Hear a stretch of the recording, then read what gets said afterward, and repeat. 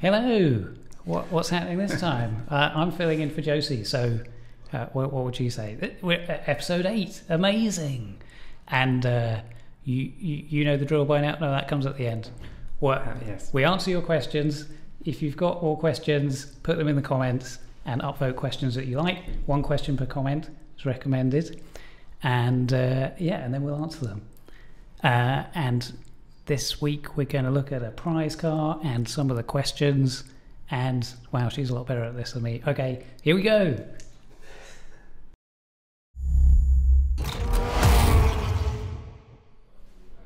Okay, so here we go with the questions. First question from somebody called, I love this is a great name, Top Drives Pack Openings. That's a nice Ron Seal one there. Yeah, you know what you're going to get from that channel. All right, so that person says, I've had an idea about daily objectives. For example, they give a little extra gold or cash and maybe a slightly better prize for completing 3 things. Challenges might include, there's a lot of them, hit 200 miles an hour, win an ice race with a rear-wheel drive performance tyre car, win Germany Stuttgart 6 by 600 points, and so on. It would randomly choose 3 from the pool, and you'd have 1 day to complete 3. Cool. Love that idea. I think it's fair to say that sort of in Hutch in general, we love daily objectives. They're great. I think they are a great addition to most games. I think Top Drives probably is. I mean, just with the few examples that have been listed there, I think it's just really nice because it's. I think the world of Top Drives has that sort of variety that could lend itself to this. We do just need to figure out. It's one of those ones where it's. I think it's probably safe to say that it is on a list somewhere. Yeah, there was some slightly different version. There's different versions of this idea in different ways. Yeah, something like that is somewhere on the list. Yeah, and it's I mean, it's as we've discussed before as well. There's kind of there's other features, there's other kind of modes and things like that are all being discussed. And in some ways, it's one of those features that actually works very well when there are quite a large variety of say other modes and things like that. So I think it's a question of almost kind of when does it come up the priority list. But definitely a sort of very valid suggestion, and just nice to see those examples in there. Yeah. So we maybe need more modes or things in the game that this could then apply to. I think there's a few things on that are being discussed and some things that are being worked on that would work well with this. Yeah. And so it's a case of probably makes sense getting them in first and then looking at the daily objectives, daily challenge idea. Yeah, nice idea. All right. Moving on to this question from Ken Bigler Smoke. Is there going to be a rally update with some classic and modern rally cars and a new hill climb environment, something like the Pikes Peak? Because I find there just aren't enough rally cars in the game. That's a fair point. I think whenever we look at a new manufacturer, we go through their kind of, we try and pull out their iconic models. Try and go for a kind of a broad spread, but obviously a big part of that is pulling out their iconic models, and a lot of those are often the motorsport stuff. And for some manufacturers, that means rally. People like. I think we've had the comment before that actually with the Lancia update, we that definitely could have been an opportunity to get some more rally cars in there, rally spec cars, because they've got an amazing history. But there's a lot of manufacturers have some good rally cars, so it's a bit difficult because I don't feel like I can ever confirm things 100% it's not done until in it's this done. show, and it's not something that's kind of ready to go or anything like that, but it has come up in our own discussions. We got some big rally fans within the company, and there's obviously just a wealth of very, very cool cars that would be great to add to the game. So I think almost as the question suggests, it feels like it's actually potentially quite a big update in the sense that it's getting those cars in, but also some more kind of rally environments. Maybe we look at getting the Pikes Peak course in. And so that actually becomes quite, that's quite a big piece of work.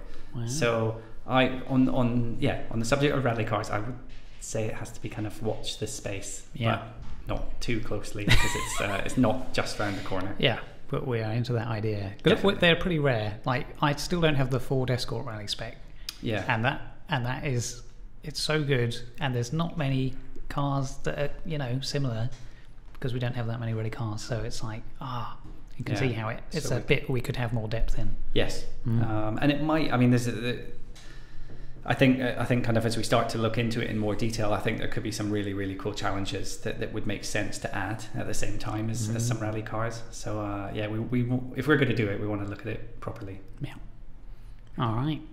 And so that's a carbon fibre for Ken Bigler Smoke as well. And the last carbon fibre question going to, now bear in mind this guy's name when you come to the question, Porsche guy wants to know, could we sometime in the future get a new RQ rank? Currently S or Legendary is the highest. What about adding rank X or Mythic?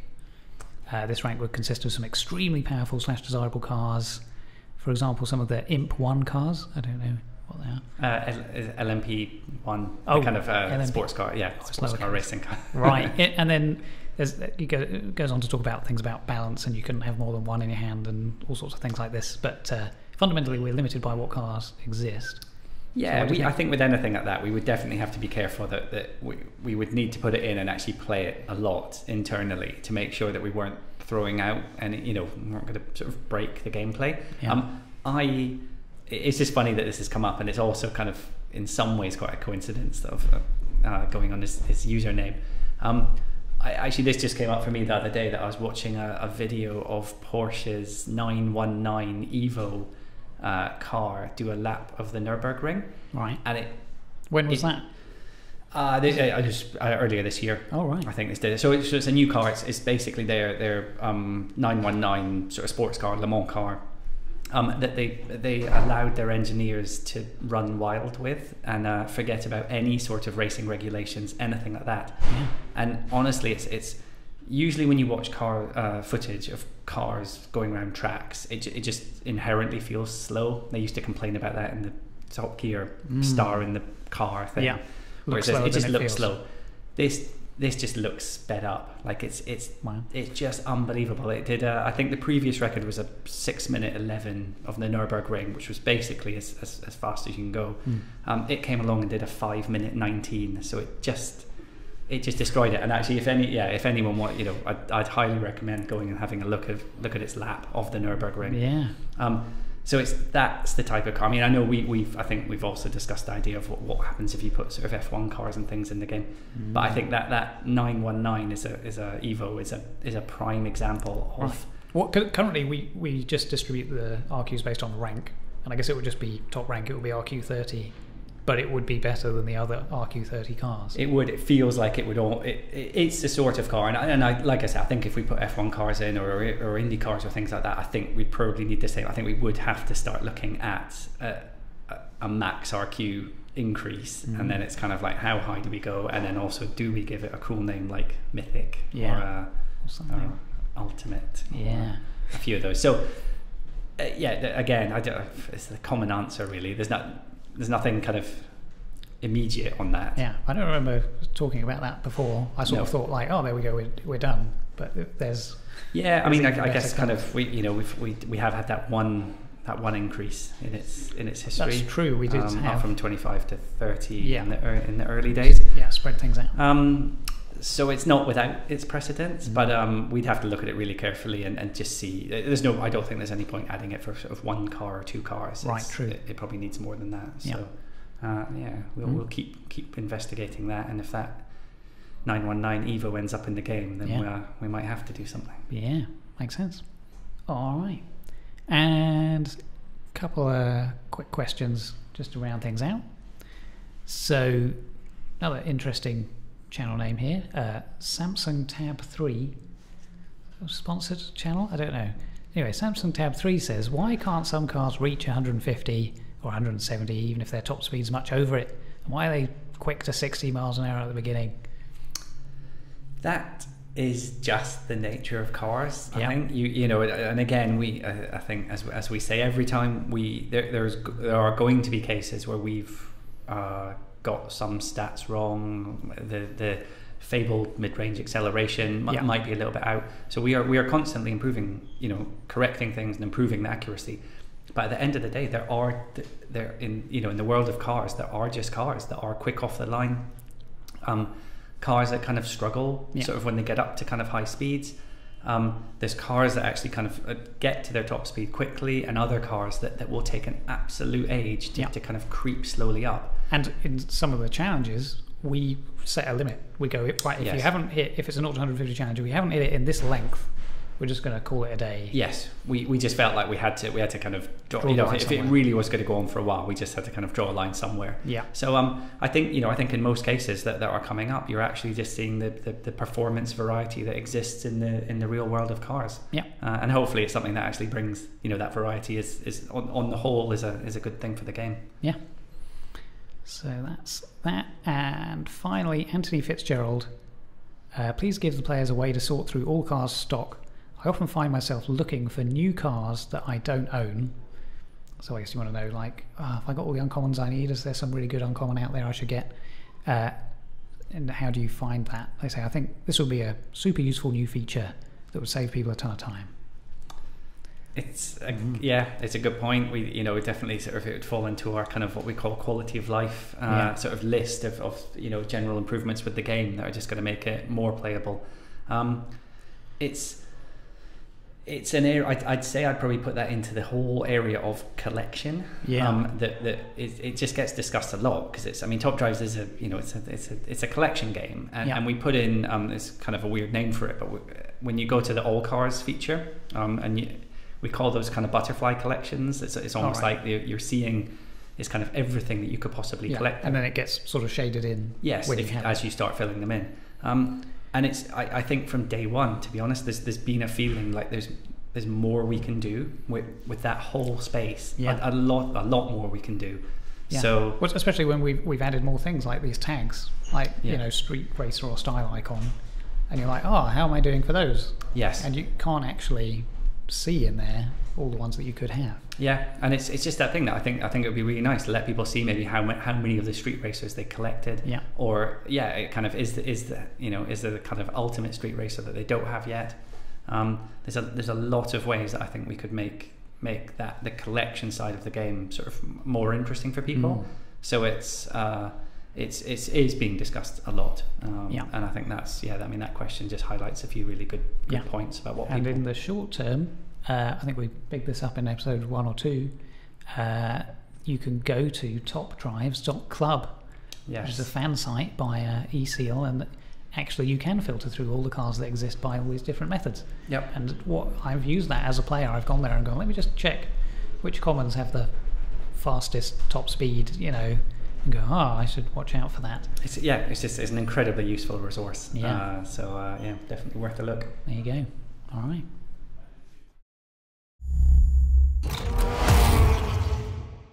And now for our next prize car, and it's another epic this time. It's the 2002 Porsche Cayenne Turbo S. So one of the sort of infamous off-road Porsches that we have in game, but the others are legendary.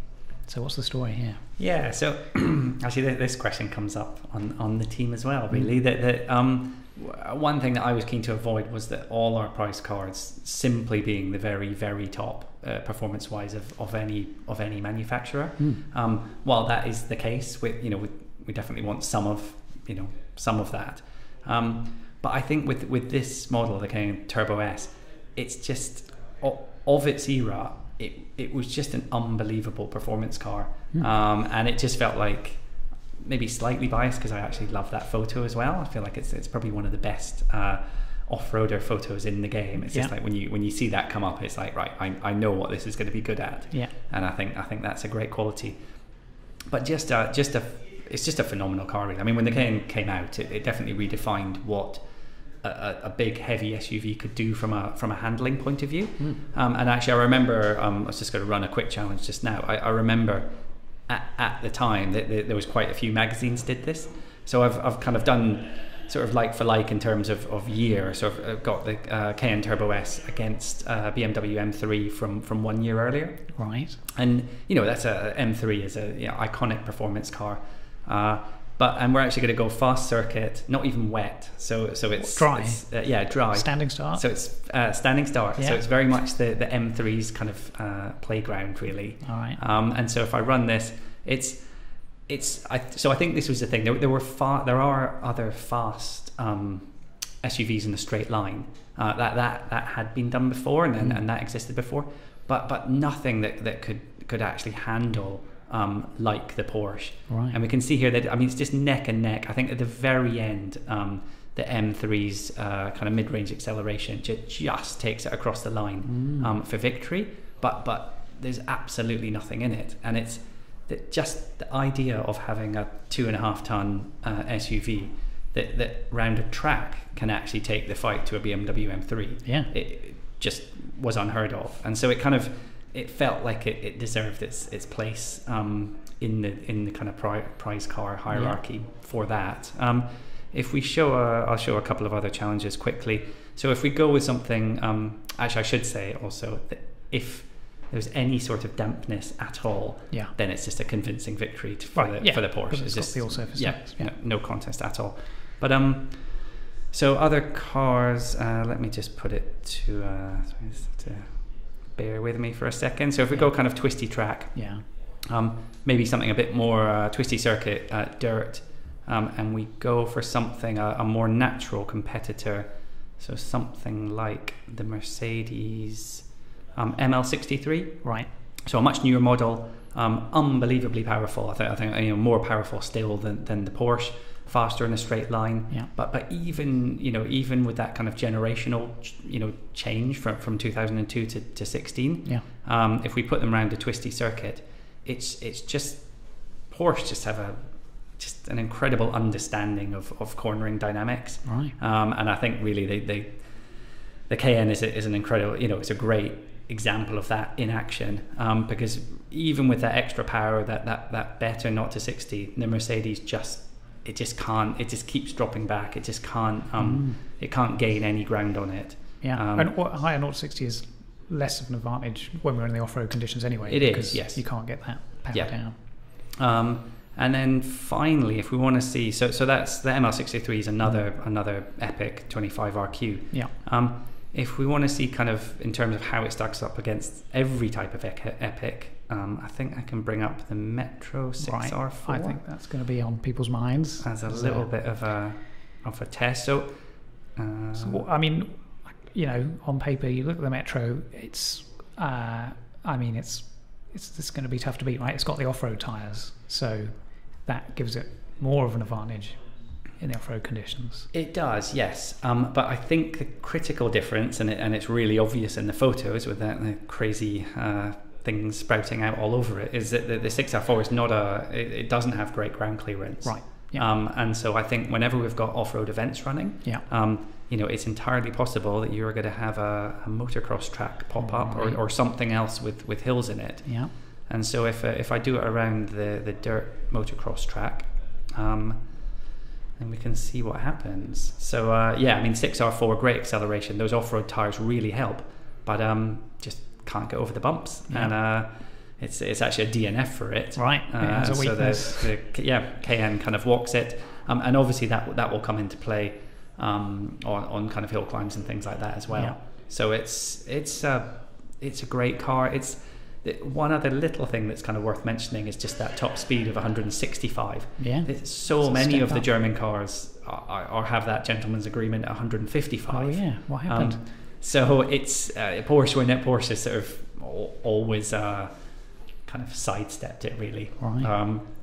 And so that's actually quite a useful thing to have in your collection. It's just that, because it's not slow in a straight line. So there might be times when that little bit of extra kind of top end speed comes into play. So great car, great history, kind of really sort of made its mark in the car world. I love the photo. Yeah. Hopefully other people do. And a pretty effective weapon really in off-road challenges. And I know a lot of people sort of chasing after those all those Porsche off-roaders. Like they're really desirable. And I think partly back last Christmas we had this slightly crazy event. So people have said recently, like, why can't we have an event where like the car has to go on a surface it's not used to, like a performance tyre competition on snow or something? Well, we kind of did that last Christmas. It was all snowy and you could only use Porsches, and they'd only just come out, and so that was a bit mad. Some people complained that we haven't had time to get the good ones, but there's so few, And so ever since then, people have been like chasing after them, and it's quite hard to get. They're legendary. You don't get them that often. And then there's loads of other legendaries that you might get out of a pack as well. So this is like a chance to, like, there it is. It will be a prize car. You can compete for it. And being an epic, it's easier to upgrade. So if you max it out, I just check this, you will beat people who have not been able to max out the legendary off-road Porsches. It's a very useful car, and I mean even things like kind of any sort of off-road slaloms and things. I mean that with that handling, it's going to be hard to beat. Yes, that's the thing, because a big advantage of the off-road tyres is the extra traction, and that comes in on a corner, and if you've got good handling as well, that's the kind of thing that makes for a better specialist in this game. There you go. So good luck to everyone, and I think definitely a nice addition to anyone's collection. Yeah.